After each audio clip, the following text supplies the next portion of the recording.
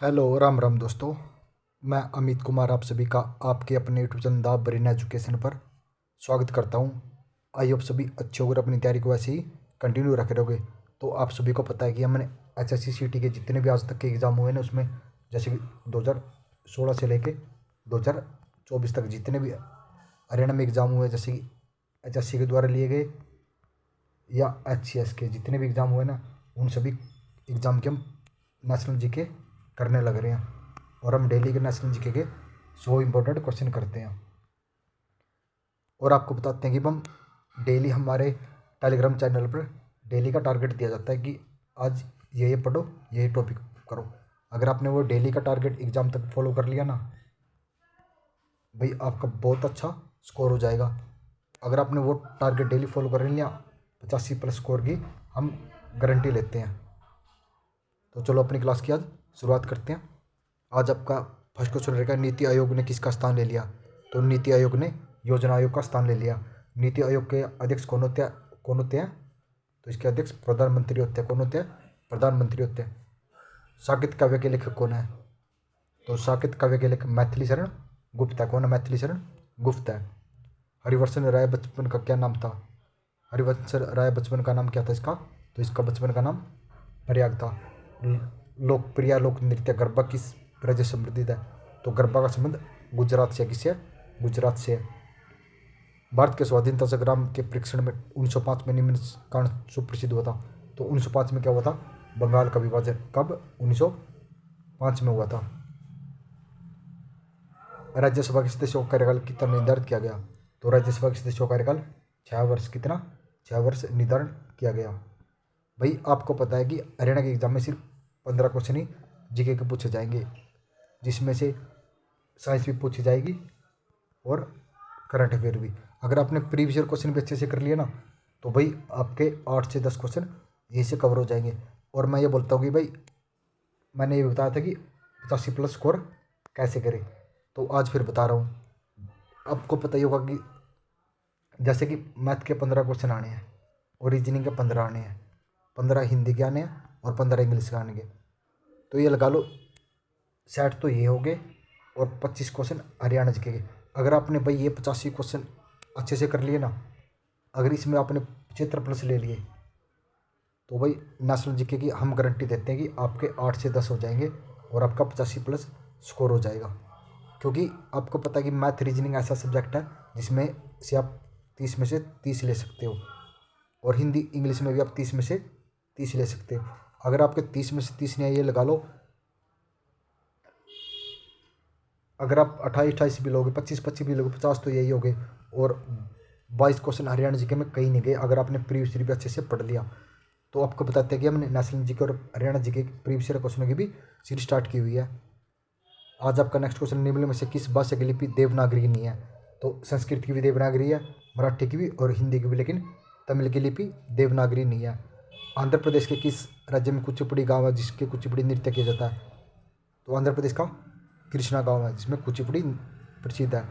निम्न में से कौन जल संसाधन के रूप में वर्णित है? तो जल संसाधन के रूप में साइक्लिक रिसोर्स है। काजीरंगा वन्यजीव अभ्यारण्य कहाँ स्थित है? तो काजीरंगा कहाँ पे? असम राज्य में स्थित है।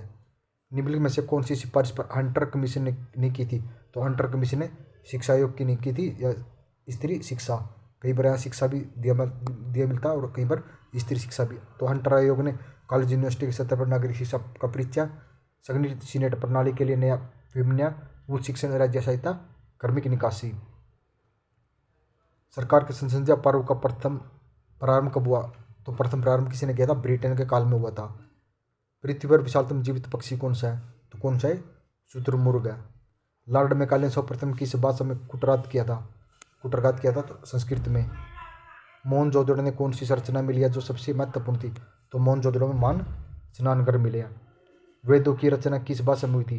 तो वेदों की रचना संस्कृत भाषा में हुई थी।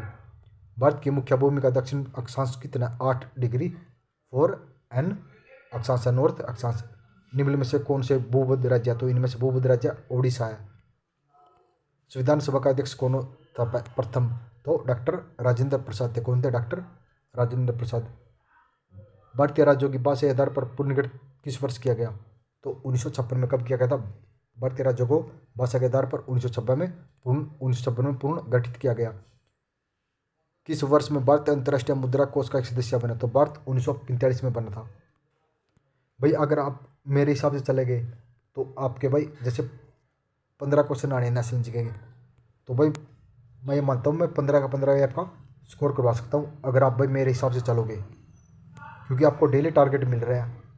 डेली टारगेट को फॉलो कर लो भाई। आप एक मंथ, ज़्यादा नहीं, एक मंथ टारगेट फॉलो करके देख ले या एक वीक करके देख लो। अगर आपको कुछ इम्प्रूवमेंट लगे तो भाई हमें बोल देना कि हाँ सर इम्प्रूवमेंट लगा। अगर आप भाई डेली टारगेट बना के चलोगे ना तभी आपका अच्छा स्कोर होगा भाई, क्योंकि हम डेली टारगेट बना के चलते हैं यूपीएससी लग क्लियर हो जाता है। और ये तो हरियाणा के एग्ज़ाम तो बहुत ही ईजिली है, क्योंकि भाई इसमें 25 क्वेश्चन तो हरियाणा जीके के बहुत ही फ्री के हैं। 15 मैथ के हैं, 15 रीजनिंग के, 30 ये। हमारे राष्ट्रीय ध्वज के चक्र में कितनी तीलियां? तो कितनी है? ये सबको का है तो 24 होती हैं। हमारे राष्ट्रीय ध्वज की ऊंचाई और चौड़ाई का अनुपात कितना होता है? तो चौड़ाई होती है 2 और लंबाई 3, तो 2:3 का होता है। भारत में किस आम चुनाव में मत पत्र प्रयोग में लाए थे? मत पत्र 1962 के चुनाव में लाए थे। 1918 में किस भाषा को देश का प्रथम देशी भाषा समाचार पत्र प्रकाशित हुआ था? तो ये बंगाली में। स्वतंत्र भारत का पहला कानून मंत्री कौन नियुक्त किए गए? तो सबसे पहले कानून मंत्री स्वतंत्र भारत के डॉक्टर भीमराव अंबेडकर जी। भारत सरकार के प्रथम कमिश्नर में महाराजा ने द्रोण का अंगीकार पत्र कब हस्ताक्षरित किया था? तो अक्टूबर 26, 1947 में। हिरोशिमा पर परमाणु बम कब गिराया गया? तो हिरोशिमा पर परमाणु बम 6 अगस्त 1945 को। ब्रिटेन ने किस वर्ष अमेरिका की स्वतंत्रता को मान्यता दी थी? तो ब्रिटेन ने अमेरिका को 1783 में। समान वर्षा वाले क्षेत्रों को जोड़ने वाली काल्पनिक रेखा कौन सी होती है? तो समवर्षा रेखा होती है। निम्न भारतीयों में से कौन सा न्याय के अंतर्राष्ट्रीय न्यायालय का एक न्यायाधीश नहीं है? तो KN वाचुनी थे। उस वैज्ञानिक का नाम बताइए जिसे सर्वप्रथम यह घोषित किया था कि पृथ्वी सूर्य के चारों ओर चक्कर लगाती है? तो कोपरनिकस थे। वर्ष 2016 में ओलंपिक खेल कहाँ संपन्न हुए थे? तो रियो डी जेनेरो में हुए थे। डेविस कप का संबंध निम्न में से किस खेल से है? तो डेविस कप का संबंध टेनिस से है। यह ग्रीनविच अभी भी यदि ग्रीनविच 3 PM पर हो तो और 45 डिग्री पूर्व देशांतर पर, तो निम्न स्थान पर क्या समय रहेगा? तो इसमें रहेगा 6 PM, मतलब 3 घंटे ज़्यादा हो जाएगा। कौन सा हो जाएगा? 6 PM हो जाएगा। महावीर स्वामी का जन्मस्थल का नाम कौन सा है? तो वैशाली है। कौन सा है? वैशाली है महावीर स्वामी के जन्मस्थल का नाम। किस नदी के तट पर सिकंदर और पोरस ने युद्ध किया था? तो सिकंदर और पोरस ने झेलम नदी के तट पर। मोस्ट इंपॉर्टेंट क्वेश्चन है, सिकंदर और पोरस का युद्ध झेलम नदी के तट पर हुआ था। निम्न में से कौन सी नदी अरब सागर में नहीं मिलती? तो गोदावरी नहीं मिलती। अरब सागर में कौन कौन सी मिलती है? नर्मदा, साबरमती और ताप्ती। ये तीनों नदी अरब सागर में मिलती है, लेकिन गोदावरी नदी नहीं मिलती। उस फसल का नाम बताइए जिसे भारत में 17वीं शताब्दी में आरंभ किया गया। एकांतर वर्षा के दौरान 2 फर वाला मौसम इसके लिए आदर्श है। तो कौन सी वो फसल थी? जूट फसल। कौन सी? जूट फसल। संविधान सभा के पार्व समिति के अध्यक्ष कौन थे?